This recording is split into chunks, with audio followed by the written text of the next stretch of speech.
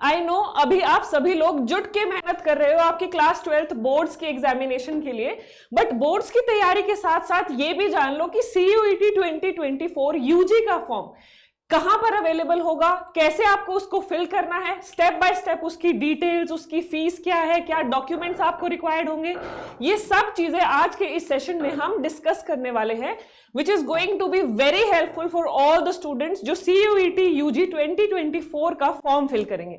Now without any further ado let us start discussing कि इस application form का availability कहां होगा, कैसे आपको उसको फिल करना है और क्या क्या चीजें आपको अपने साथ हैंडी रखनी है, यानी कि जिस दिन आप फॉर्म फिल करें ये सभी चीजें आपके हाथ में होनी चाहिए ताकि आप इजीली और जल्दी से फॉर्म को फिल कर पाओ। एंड इंपॉर्टेंटली ये फॉर्म जो है आपके पास 1 महीने की विंडो होगी इसको फिल करने की, तो अगर फ्यूचर में कोई आपको डाउट्स भी अराइज होते हैं, कोई आपको प्रॉब्लम भी अराइज होती है, you have nothing to worry about, we will be here to help you with everything.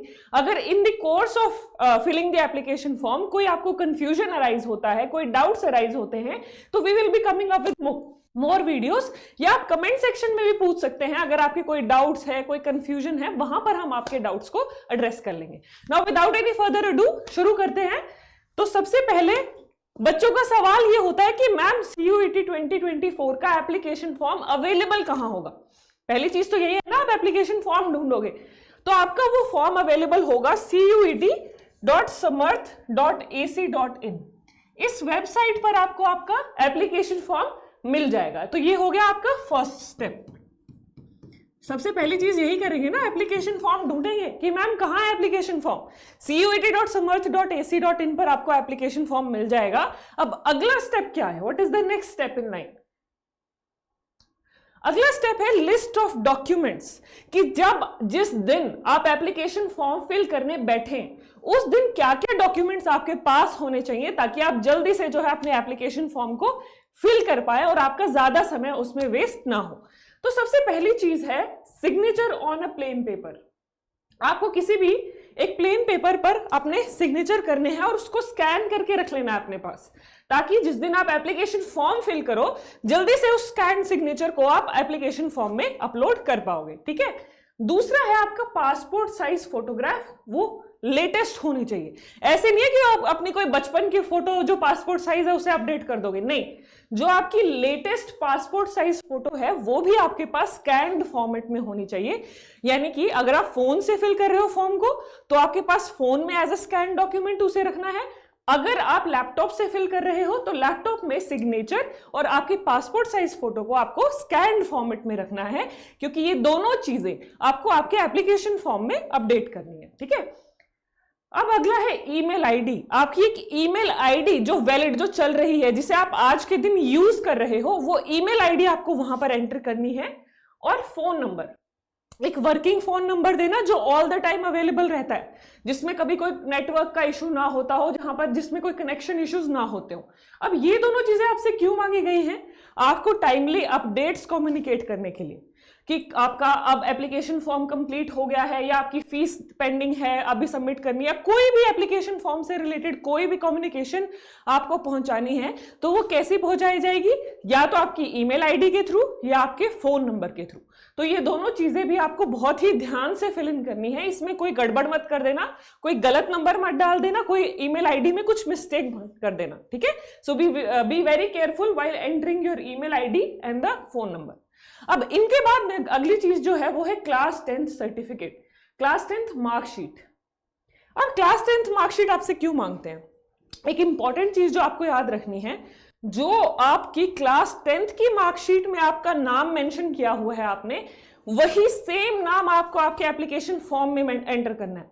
अगर आपने उसमें कुछ गड़बड़ कर दी देन देयर आर चांसेस कि आपका फॉर्म जो है वो रिजेक्ट हो जाए। ठीक है।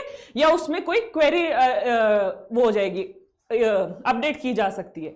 तो आपको ये चीज ध्यान में रखनी है कि जो आपने क्लास 10th की मार्कशीट में अपना नाम लिखा है वही आपको CUET UG के एप्लीकेशन फॉर्म में लिखना है। और दूसरा क्या श्योर किया जाता है, आपका डेट ऑफ बर्थ, यानी कि are you eligible according to your age to fulfil the form. तो उसके बाद अगली चीज आ जाती है कास्ट सर्टिफिकेट, यानी कि ये किसको जरूरत होगी, जो हमारे SC ST और OBC इन कैटेगरी से जो बच्चे हैं उनके पास कास्ट सर्टिफिकेट होना चाहिए, और वो कास्ट सर्टिफिकेट आपका लेटेस्ट यानी कि अपडेटेड होना चाहिए, बहुत पुराना नहीं। ऐसे नहीं 5-7 साल पहले बनाया था उसे आप आज यूज कर रहे हो। आपका कास्ट सर्टिफिकेट अपडेटेड होना चाहिए, यानी कि पिछले अप्रैल से लेके अब तक किसी भी तारीख में वो बना हुआ होना चाहिए। अगर वो नहीं बना हुआ है तो आप उसे अभी अपडेट करवा लीजिए, क्योंकि अभी तो आपके पास बहुत टाइम अवेलेबल है। अभी एप्लीकेशन फॉर्म आने में भी थोड़ा सा समय बाकी है, उसके बाद भी आपको 1 महीने की विंडो दी जाएगी फॉर्म फिल करने के लिए। तो जिन भी बच्चों के पास जो किसी कैटेगरी को बिलोंग करते हैं, उनको अपना कास्ट सर्टिफिकेट अगर अपडेटेड नहीं है उसको जल्दी से अपडेट करा लो, क्योंकि वो भी आपको आपके एप्लीकेशन फॉर्म में अपडेट करना है। ठीक है, अगला है पीडब्ल्यूडी सर्टिफिकेट। ये किसके लिए है? Person with disability.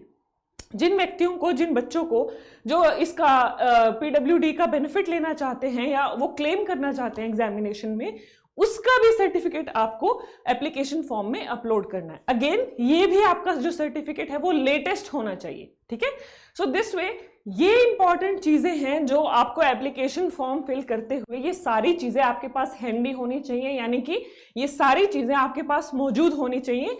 आप क्या करो, एक किसी पेज पे ये चीजें नोट डाउन कर लो ऐसे ही सीरीज में, और जैसे जैसे ये चीजें सब आपके पास इकट्ठी होती जाए उन्हें टिक कर लो और एक जगह उन्हें इकट्ठा कर लो, ताकि जिस दिन आप एप्लीकेशन फॉर्म फिल करो एकदम से तुरंत एक फोल्डर में ये सारी चीजें आपके पास अवेलेबल होनी चाहिए। आपका पासपोर्ट साइज फोटो, आपका सिग्नेचर, आपका एक ईमेल आईडी, एक फोन नंबर, आपका जो कैटेगरी सर्टिफिकेट है वो, आपका पीडब्ल्यूडी सर्टिफिकेट है वो भी, ये सारी चीजें आपके पास हैंडी होनी चाहिए, और क्लास 10th की मार्कशीट भी। अब कई बार क्या होता है, जो बच्चे ड्रॉपर हैं, जो दोबारा पेपर दे रहे हैं, उनसे उनकी क्लास 12th की मार्कशीट भी मांग ली जाती है। क्यों? क्योंकि वो तो ऑलरेडी अपीयर हो चुके हैं, उनका रिजल्ट आ चुका है, तो they might have to upload their class 12th marksheet. ठीक है, तो इन सब के साथ साथ एक और चीज 8th नंबर पे we can write class 12th marksheet. जो बच्चे ड्रॉपर हैं या दोबारा सीयूईटी में अपीयर हो रहे हैं, उनके पास तो ये डॉक्यूमेंट अवेलेबल होगा, तो इसको भी आप स्कैन फॉर्मेट में रख लीजिए अपने पास। बट जो बच्चे अभी क्लास 12th बोर्ड्स के एग्जाम्स दे रहे हैं, वो ये कहेंगे मैम हम कहां से लेके आए मार्कशीट, अभी तो हमारे पेपर ही नहीं हुए। आपको चिंता करने की जरूरत बिल्कुल भी नहीं है, ये डॉक्यूमेंट अपलोड आप बाद में भी कर सकते हो। इट इज जस्ट दैट जिसके पास ये अभी है वो लोग इसको अभी अपडेट कर सकते हैं। ठीक है, अब इसके बाद नेक्स्ट स्टेप देखते हैं हम। अगला है यूनिवर्सिटी प्रेफरेंस। ये बहुत ही इंपॉर्टेंट स्टेप है कि आपको कौन सी यूनिवर्सिटी में एडमिशन लेना है, ये आपको पहले से ही शॉर्टलिस्ट करके रखना है। As you know there are around 250 universities participating, यानी कि जो आपका सीयूईटी यूजी का एग्जामिनेशन है बच्चों, उसमें करीब 250 यूनिवर्सिटीज पार्टिसिपेट कर रही हैं, जिसमें आपकी सेंट्रल यूनिवर्सिटीज भी हैं, स्टेट यूनिवर्सिटीज भी हैं और कुछ प्राइवेट यूनिवर्सिटीज भी हैं। अब आप किस बेसिस पे इन यूनिवर्सिटीज को शॉर्टलिस्ट करोगे? मैंने कुछ क्राइटेरियाज अपने हिसाब से रखे हैं, आपके कुछ अपने क्राइटेरियाज भी हो सकते हैं। ठीक है, तो एटलीस्ट 5 यूनिवर्सिटी आपको शॉर्टलिस्ट कर लेनी है, और वो किन बेसिस पे आप कर सकते हो? आपके कोर्सेज ऑफर्ड, कि आपको कौन सा कोर्स करना है, बीए करना है, बीकॉम करना है, बीएससी करना है, आपको वोकेशनल स्टडीज पढ़ना है, या आपको बीएलएलबी करना है। ये सब आपको देखना पड़ेगा कि ये कौन सी यूनिवर्सिटी में ये कोर्सेज ऑफर किए जा रहे हैं। अब आपका अगला सवाल होगा मैम हम कहां से देखें कि हमें जो कोर्स करना है वो कौन सी यूनिवर्सिटी में अवेलेबल है? आप cuet.samarth.ac.in पर जाकर जो आपकी यूनिवर्सिटीज हैं, कुछ आप वैसे तो मैं सजेस्ट करूंगी आप सभी यूनिवर्सिटीज को एक बार चेकआउट जरूर कर लीजिए। फिर जो आपके नियरेस्ट है, यानी कि लोकेशन वाइज जो आपके सबसे पास है, उनमें देख लीजिए कि उनकी कौन कौन से कोर्सेज वो ऑफर कर रहे हैं। फिर लोकेशन दूसरा क्राइटेरिया हो सकता है, यानी कि सबसे पहले आप चीज देखोगे वो यूनिवर्सिटी कौन कौन से कोर्सेज ऑफर कर रही है। दूसरा लोकेशन, क्योंकि जनरली बच्चों का ये भी परसेप्शन होता है कि घर के आसपास मिल जाए या मुझे ज्यादा ट्रेवल करके ना जाना पड़े, मेरी यूनिवर्सिटी मेरे घर के पास हो ताकि रोज मैं पढ़ के घर वापस आ जाऊं। तो इस तरीके से ये भी आपका प्रेफरेंस का क्राइटेरिया हो सकता है। देन एकेडमिक्स, कि कौन सी यूनिवर्सिटी में पढ़ाई बहुत अच्छी है, यानी कि वहां के जो टीचर्स हैं वो बहुत अच्छे हैं, वहां का जो टीचिंग एनवायरनमेंट है, एकेडमिक एनवायरनमेंट है वो बहुत ही अच्छा है। या अगर आप एक्स्ट्रा करिकुलर एक्टिविटीज में इंटरेस्टेड हैं, यानी कि आप कोई डांस एक्टिविटीज में या कोई गेम्स में या ऐसी एक्टिविटीज में इंटरेस्टेड हैं, तो आप अकॉर्डिंगली देख सकते हैं कि किस यूनिवर्सिटी में एक्स्ट्रा करिकुलर एक्टिविटीज भरपूर मात्रा में प्रेजेंट है। उसके बाद नेक्स्ट स्टेप है प्लेसमेंट। अब ये भी बहुत सारे बच्चों का क्राइटेरिया होता है कि आप कोई कोर्स प्रेफर कर रहे हो, बीकॉम कर रहे हो, बीए कर रहे हो, बीटेक कर रहे हो, बीएलएलबी कर रहे हो, कि कौन सी यूनिवर्सिटी अच्छी प्लेसमेंट्स देती है। प्लेसमेंट का मतलब है कि जिस दिन आपकी डिग्री पूरी हो जाएगी आपको कौन सी यूनिवर्सिटी में चांसेस हैं कि आपको एक अच्छी जगह नौकरी मिल जाएगी। तो ये भी क्राइटेरिया हो सकता है आपका यूनिवर्सिटी प्रेफरेंस का। क्योंकि अभी आपके पास समय है, फॉर्म अभी तक नहीं आया है, कुछ समय बाकी है फॉर्म का आने में, और उसके बाद भी आपको 1 महीने का समय दिया जाएगा। तो जो ये है यूनिवर्सिटी प्रेफरेंस जो है, आप इसमें रिसर्च कर लो, देख लो कि आपको कौन कौन से कोर्सेज चाहिए, कौन सी यूनिवर्सिटी आपकी प्रेफरेंस है, इसको ध्यान से फिल करना, इसमें कुछ गड़बड़ मत करना, ठीक है। अब यूनिवर्सिटी प्रेफरेंस के बाद अगली जो चीज है वो है शॉर्ट लिस्टिंग ऑफ कोर्सेज। पहले आप यूनिवर्सिटी शॉर्टलिस्ट कर लो, मेरी ये प्रेफरेंस है। अब उन यूनिवर्सिटी में कौन कौन से कोर्सेज आपको करने हैं, ठीक है, बिकॉज आपको कम से कम 5 से 6 कोर्सेज शॉर्टलिस्ट करने हैं फ्रॉम डिफरेंट यूनिवर्सिटी, कि मुझे दिल्ली यूनिवर्सिटी से बीए करनी है, या मुझे बीएचयू से बीए करनी है, या मुझे बीएचयू से बीएलएलबी करनी है, बीकॉम करनी है, या मुझे इलाहाबाद यूनिवर्सिटी से बीकॉम करनी है। ऐसे ऐसे आप डिफरेंट कोर्सेज को शॉर्टलिस्ट कर लो। कम से कम 5 से 6 कोर्सेज आपको पहले ही शॉर्टलिस्टेड होने चाहिए। उसके बाद choose your courses very wisely, also check their eligibility criteria on cuet.samarth.ac.in।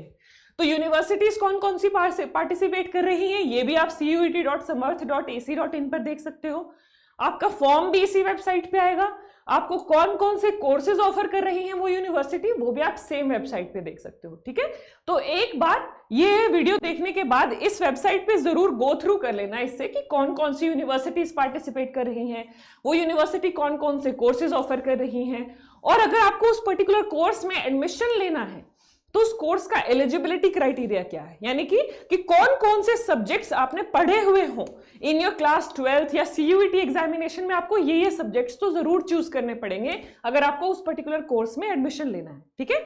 तो कोर्स भी ध्यान से चूज करना, पहले चूज करने से पहले या उनको प्रेफरेंस देने से पहले आप एक बार इस वेबसाइट पे जाके जरूर देख लेना कि इन कोर्सेज का एलिजिबिलिटी क्राइटेरिया क्या है, ठीक है। चलो जी, next is choose your subjects for CUET very carefully. अब CUET में लास्ट टाइम जो था मैक्सिमम नंबर ऑफ सब्जेक्ट्स आप कितने चूज कर सकते थे, 10, बट अब उसको रिस्ट्रिक्ट कर दिया गया है 6 पे। 6 सब्जेक्ट्स जो आप चूज करोगे उनको बहुत ध्यान से चूज करना है आपको, क्योंकि इन्हीं सब्जेक्ट्स के बेसिस पे जो ये आप 6 सब्जेक्ट चुनने वाले हो, इसी के बेसिस पे ये डिसाइड होगा कि आपको कौन से कोर्स में एडमिशन मिलेगा, कौन सी यूनिवर्सिटी में एडमिशन मिलेगा। So choose your courses subjects for the courses very very very carefully. अब क्या है, क्योंकि आपके पास जो मैक्सिमम लिमिट है सब्जेक्ट्स की वो 6 है, उसमें से 2 आपकी लैंग्वेजेस हो गई, एक आपका GT हो गया, और आपके 3 डोमेन सब्जेक्ट्स हो गए। तो मेजरली जो आपके डोमेन सब्जेक्ट्स है ना, इनको बहुत ध्यान से चूज करना। आपका जो सब्जेक्ट्स का कॉम्बिनेशन है वो आपको इस तरीके से रखना चाहिए ताकि आपको मैक्सिमम जो कोर्सेज हैं उनमें आप अप्लाई कर सको। अब आपका सब्जेक्ट कॉम्बिनेशन क्या हो सकता है, what is the best subject combination, इसके रिगार्डिंग भी एक वीडियो ऑलरेडी हमारे चैनल पर डाली गई है। अगर आपको सब्जेक्ट कॉम्बिनेशन के बारे में जानना है, what is the best subject combination, वो भी आप हमारे चैनल पर देख सकते हैं। वरुण सर की एक वीडियो है जिसमें उन्होंने दिल जान से मेहनत करके बहुत अच्छी वीडियो बनाई है, उस वीडियो को मैंने भी देखा है, आप एक बार उससे भी गो थ्रू कर सकते हैं अगर आपको ये देखना है, अगर आपको ये जानना है कि बेस्ट सब्जेक्ट कॉम्बिनेशन क्या है। तो सब्जेक्ट्स को चूज करना है बहुत ही ध्यान से। पर्पस ये है कि सब्जेक्ट से ही डिसाइड होगा कि आप कौन से कोर्स में एडमिशन ले पाएंगे और कौन सी यूनिवर्सिटी में आप जा सकते हैं, ठीक है। So choose your subjects in a manner that you are eligible for maximum number of courses, कि आप मैक्सिमम कोर्सेज में अप्लाई कर सको। इस तरीके से आपने डोमेन सब्जेक्ट्स चूज करना, ठीक है। यूनिवर्सिटी प्रेफरेंस डिसाइड कर ली, कोर्स डिसाइड कर लिया, मुझे बीए करना है, बीए में या बीकॉम करना है। अब बीए और बीकॉम के आप डोमेन सब्जेक्ट्स इस तरीके से चूज करोगे कि आपको बीए में एडमिशन नहीं मिला तो आपको बीकॉम में मिल सके। इस तरीके से आपको अपने सब्जेक्ट्स को ध्यान से केयरफुली वाइजली चूज करना है, ठीक है। अब आगे चलते हैं इसके बाद। अब अगला क्वेश्चन आता है बच्चों का कई बार कि मैम फीस क्या है CUET के फॉर्म की। अगर हम फीस की बात करें तो कैटेगरी वाइज डिफरेंट फीस है। जनरल कैटेगरी की अगर हम बात करें तो फीस है 750 रुपीज, यानी कि जो भी कैंडिडेट्स जनरल कैटेगरी को बिलोंग करते हैं उनको 750 रुपीज पे करने पड़ेंगे for the CUET UG 2024 application form. OBC की बात करें, ओबीसी के लिए फीस है 700 rupees. And for the other category, चाहे वो SC है, schedule caste, schedule tribe, person with disability और थर्ड जेंडर, इन चारों के लिए जो फीस है वो है 650 rupees. So this way this is the fees structure for your CUET UG 2024 examination. इसके बाद एक लास्ट पॉइंट बच जाता है हमारा डिस्कशन का, which is related to your examination centre. अब जो आपका एग्जामिनेशन सेंटर है ना, आपको प्रेफरेंस दी जाएगी, उसमें भी आपको 2-3 ऑप्शंस दिए जाएंगे कि आप आपकी प्रेफरेंस क्या है, आपकी चॉइस क्या है। उस प्रेफरेंस में आपको सबसे पहले नंबर पर वो जगह चूज करनी है जो आपके घर से बिल्कुल नजदीक है, सबसे नियरेस्ट है। उसके बाद उसी ऑर्डर में, यानी कि नियरेस्ट, नेक्स्ट नियरेस्ट, उसके बाद थर्ड नियरेस्ट, तो जो आपके घर के बिल्कुल सबसे पास हैं, ताकि आपका ट्रेवल का टाइम बचे। ठीक है, ये चीज ध्यान में रखते हुए आपको आपका एग्जामिनेशन सेंटर चूज करना है कि आप हमेशा ध्यान से वो सेंटर चूज करें जो आपके घर के सबसे नजदीक है। अगर आपको आइडिया नहीं है कि which centre is the nearest to your house, you can take help of your parents, your relatives और your friends. But examination centre बहुत ध्यान से भरना, क्योंकि अगर आपने गलत एग्जामिनेशन सेंटर चूज कर लिया, बहुत दूर चूज कर लिया, तो आपका बहुत सारा टाइम एंड वक्त पे आपका ट्रेवल में चला जाएगा, और जो कि फिर बहुत annoying और बहुत frustrating हो जाता है during the exam days. So choose your examination center very wisely. All right? चलो जी. Okay. So that was all about your CUET UG application form. Step by step क्या क्या चीजें आपको तैयार रखनी है, क्या क्या चीजें आपको एप्लीकेशन फॉर्म में देखने को मिलेंगी, फीस क्या है, everything I have discussed in this particular video. अगर और भी आप कुछ जानना चाहते हैं, कोई और आपका डाउट है, कोई क्वेरी है, तो आप वो कमेंट सेक्शन में पूछ सकते हैं। उस पर हम एक जल्दी से एक छोटा सा वीडियो जल्दी आपके लिए लेके आएंगे, ताकि आपके जितने भी डाउट्स हैं वो सब क्लियर हो जाएंगे। Because here on CUET wala, all the teachers, all the faculties are trying their level best to assist you for this particular examination. ठीक है? So I hope this video is useful or beneficial for all the lovely students, those who are studying from this platform or somewhere else, जिया जो खुद भी तैयारी कर रहे हैं। So all the best to all the lovely students for this examination. Thank you. I hope you all have an amazing day ahead. Thank you.